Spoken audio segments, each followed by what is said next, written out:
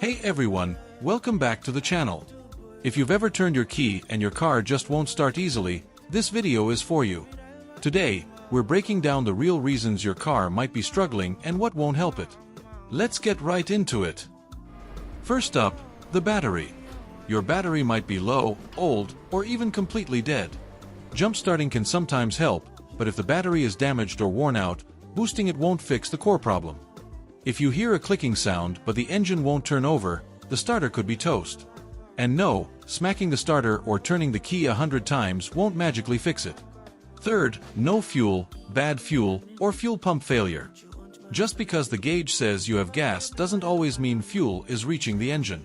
And trust me, adding more fuel when the pump's dead won't do a thing.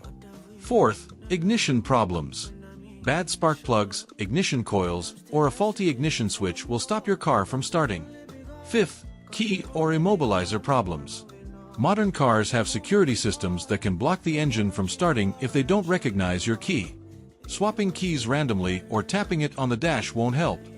So remember, some quick tricks might get you by once, but if your car is consistently struggling to start, it's time for a real diagnosis.